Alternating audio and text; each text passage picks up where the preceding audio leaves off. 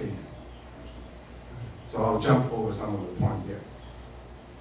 So the reason I show that particular slide is I wanted to remind, I think, college professors or parents now or future parents, okay, as adults we must be mindful the promises we make to our kids. We need to remind ourselves time to time.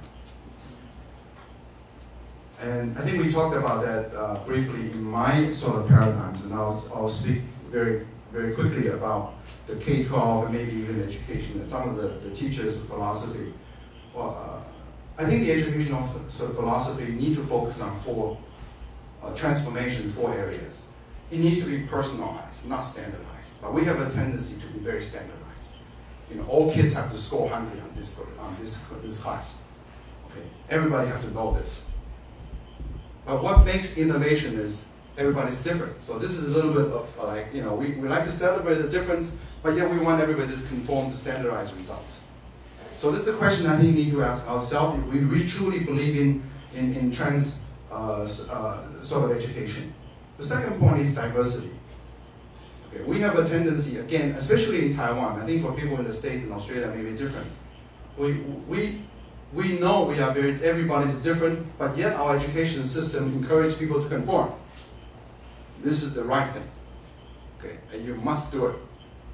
So that's a challenge. The third one is organic and non-mechanical. This will take a long time to discuss, I'll just jump that. But the fourth one is very important, internal and external. And Bert is not here, and I would like to challenge him too on that. We have a tendency to talk about kids' employability, which is important. I'm not saying it is not. The external question: are you good for the job market? Yes, all these are important, but I think they prove their value once they enter the society. But in school, I think equally important, we need to look at the internal side of it. What are the kids? Who they are? What are their values? I think it's even more fundamental than looking for the job, because that serves the foundation for them to be competitive in the job market. The skill sets, the knowledge acquisition, they can acquire in their jobs. Okay, and however, the character building, the internal side of it is not. And therefore, I think somebody talked about this. I wanted to talk about educational priority. Today, especially in Taiwan, we think math, science is most important. Okay, this SHS is a great concept. We have society first, we have humanity, and we have science. But generally, our curriculums, our focus is usually science and math. Everything else is not important. If you play sports, only bad kids play sports. If you play violin, only rich kids play violin. What I'm just trying to say is that we need to rethink that all these are actually all very important. Okay, to have a holistic look at our kids. Anyway, I'm going to jump to the last slide. This is a slide I used in my company about 12 years ago, and some of you may have seen this before. It's a poem by a lady named Dorothy Lord-Nautic. I think you may have seen this. Children learn what they live. Okay, I'm showing this for the teachers as well as for the parents. I'll read it there. Sorry, it's very small. If children, I'll read only one, then you know what I mean. If children live with criticism, they learn to condemn. And I put that on top because there's a lot of teachers, a lot of parents usually begin with criticism with their kids. And the kids learn to condemn. So you may not be achieving that purpose. Anyway, I'm sorry for taking so much time. I think I've taken for 14 minutes. But I just wanted to share with you my thoughts from a business perspective, what kind of holistic students we are looking for, what kind of implication it has on the future of education. Thank you. And last, let's welcome our last speaker, Cha-Liang Chen. He's going to present from scientific view and as a vice president. Thank you. I'm going to do something different here. I wish after the 4 previous talk, I wish I can put a summarize, or I can summarize or put a finale on this talk we'll be talking about. So my title will be Transdisciplinary. Actually, I wish to emphasize a mindset change for higher education. This is actually our wish. This is actually what we have been doing for this. Well, back to Taiwan, we had hard time, but we had many number ones too. Okay, I'll show you an image of in the 1950s. We have lost rice field. We have many agricultural number ones. Number one in mushroom, asparagus, orchids, and we also built a lot of bicycles. So these were in the 1950s. This year, these are the image what we have in Taiwan. We have high-end bicycle. We build our own ship. We have quality teas, talking about the lifestyle. Of course, we have high-tech. We also have creative industry. Okay. So this is what we have now. If you look at the developmental process of Taiwan economy, we go from 1950, where food, textile dominate our industry. Then comes the bicycle, motorcycle. In this area, in the 1980s and the early 90s, we started with the auto electronic, information semiconductor, etc. As Bert Lin had just mentioned, the inauguration of the science-based industrial parks like that. Now we formally step into so-called knowledge-based service. So knowledge-intensive industry should take place at this time. And if we remember, during the 1970s till the 1990s, Taiwan really had entrepreneurship. Perhaps it was not planted, but it was in the right time, was in the right, with the right person, the right international environment.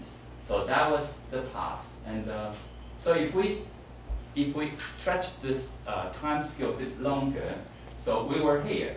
And this is our current industry. I'm looking this at a more optimistic point of view.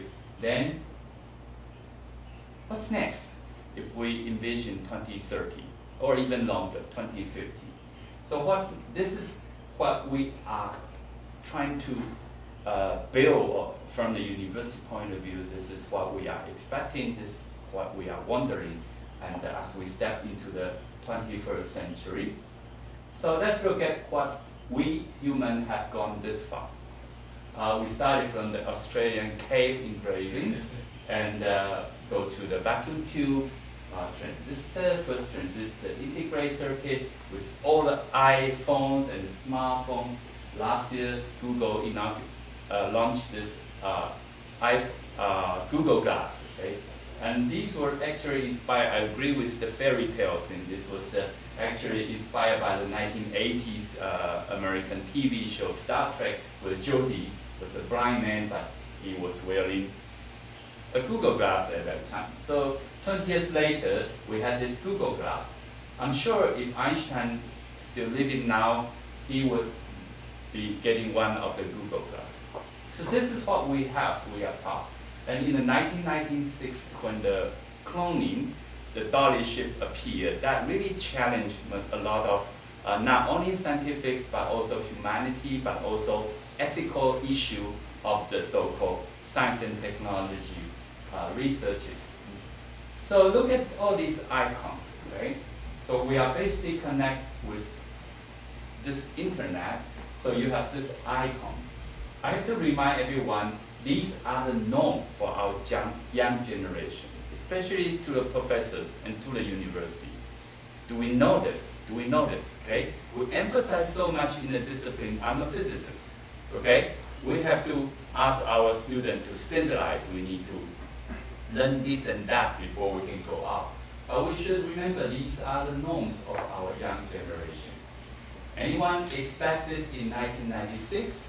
These are the numbers. You know, before 1996, there was no internet, no www before. So it literally took off in 1996, where the number goes. I'm sure if these are the numbers, and by this year the number should reach the top of Taipei 101 in this chart. But anyone expect this in 1996? So this is a question I'm raising. I'm sure if you work on computer, you know this, okay? If you want to reconfigure your computer disk, then you started with little yellow and blue, and finally they turn into green, so your disk is done. This may be how people learn in the 21st century. Okay? This is my opinion, and students do not necessarily get their education from classroom and lectures. I'm sure everyone agreed for the past several weeks, everyone learned many things from the street, not in the classroom. This explains why they are not in the classroom today. So I'm not that pessimistic, but looking from the paradigm shift. So this is what we really need to think about. So we have a new form of spreading idea. TED, okay? Bill Gates, Daphne Collin, young kids, they have their way, they have their platform to spread their idea worth spreading. And we have this Coursera founded by Daphne Collin and the edX, Udacity. These are the different forms of transmitting ideas and knowledge. And so we, especially the university, need to get ready to accept online education, not classroom education. So many of us will and should be out of jobs if we're still talking about the old paradigm. So these are the new type of learning mechanism for the youngster to learn. And but we are facing this. Can we educate? Can our education sustain this? Okay, these are the icons of the problem we are facing: the economic crisis, the global warming, the war poverty, the natural disaster, energy issue, natural disaster, humanity issue, and education. Of course, we still have wars. So these are the problems or questions that our young generation is facing. So these should be built in to the education, not only in the university education, but either from K to 12, extended to university, also to the graduate studies. And so I would like to put a 懒人包, okay, lazy man's package to explain what is transdisciplinary education. In my opinion, these are the old-fashioned old schools. You have a discipline called physics. If our students were monkeys, we train them from the beginning. They study linearly all the way to the top. We crown them with a degree called PhD. Now you are allowed to call yourself doctor. And chemistry, business, and administration. There's no connection between. So these are the monkeys trained in the telephone pole, especially in the Australian telephone pole, because you have vast length. Taiwan's are quite close, so you have ways to connect. So this is the old-fashioned of the paradigm or the university mindset. So this is my 懒人包 lazy man package of transdiscipline. I draw it deliberately in a messy version because that's how the education should be. Of course, we still have physics, chemistry, and etc. But it should look like a tropical jungle, okay, with all the trees are interconnected. We should allow our little monkey to go from the beginning. This monkey may take another vine to venture out to the chemistry, even go, the boldest one will go to even farther. And then the students and the learners are allowed to wander in this canopy, so they will see the whole picture of the jungle, not just a big trunk of a discipline. So hopefully with this view, we can solve the problem we were facing. Okay, so my explanation of transdisciplinary is not the ability, or it's the mindset you're looking at things. But as Charles just have mentioned, we have certain stereotype of certain discipline. But if we have a broader transdisciplinary view, then we look at the issue in the whole picture. Then in that, we will celebrate diversity. We will require other disciplinary to help this solve this question. So this is my interpretation. That is why SHS is working on. And so how? Okay, professor likes to know what. Professor good on what, but not how. So we need to fill in the gap between the discipline, like in this picture, to build a real world like this. So some suggestion, we should allow our students to freely move around the trees. This is said, I said this to the professors. We should promote problem-oriented curriculum structure. I also said this to the professor. Maybe we can fuse department, like we should fuse all this discipline together within the college or even the university. I'm saying this to the deans and the presidents of the university. And we need to believe there's a new way for our generation to learn. I said this also to the university and professors and the Ministry of Education. So 这个也是对教育部说的。So we should have a student-centered mindset to create a structure, not professor-centered. As Charles just said, we need to, nobody knows the future. So we shouldn't train our young generation to repeat our past. So that's the key point. And we should believe in students. I think professors tend not to believe students because you are in my class to listen from me, but I have lots of experience that I have to listen to the student. I'm a physicist, but I'm doing cancer drug delivery. Oh, well, I know. I have very limited of biology. My biology terminated when I was second year in junior high school. So I learned everything from my student. So this is not to overvalue the student. This is just a mindset change. I promote problem-solving oriented curriculum structure by innovative project. So the old school, old project should terminate. This is my final page. Can we expect the future? Okay. So we are here. The entrepreneurship thriving era has literally passed. So what is the big gap here? So